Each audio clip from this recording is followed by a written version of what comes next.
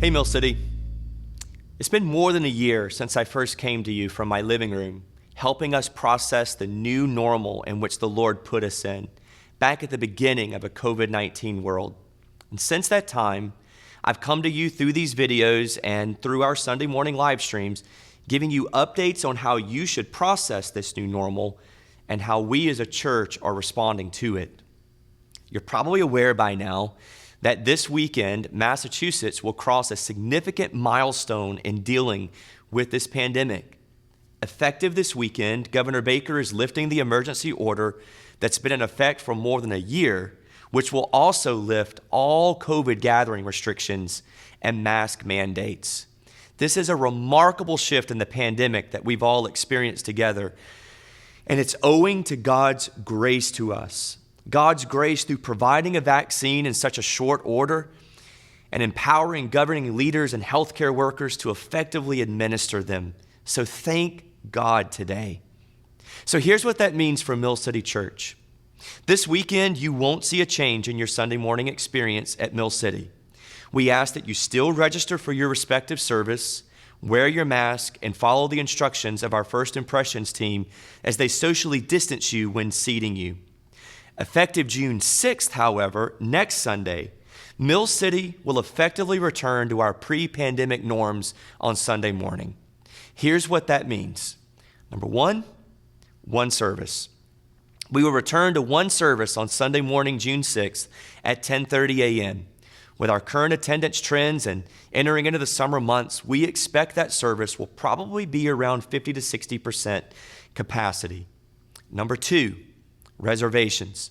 You will no longer have to make reservations for Sunday morning worship. We will also relax our social distancing and seating measures on that day. And when you come to the doors on June 6th, you will be able to sit in the place of your choosing. Three, mask. Mask will be optional. We know that for some of you, this should have been done a long time ago in your mind.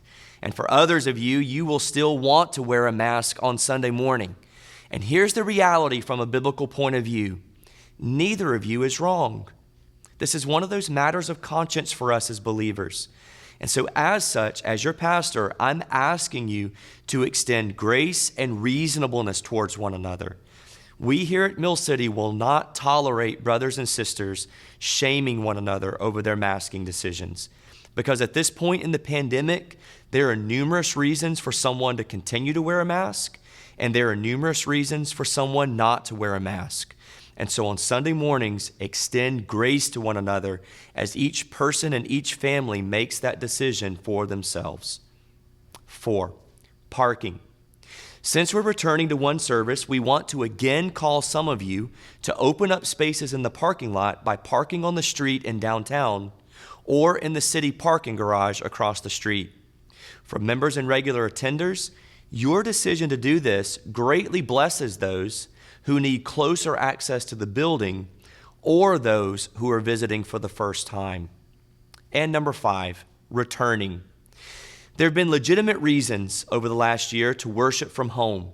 And for some of you, that may still be the case.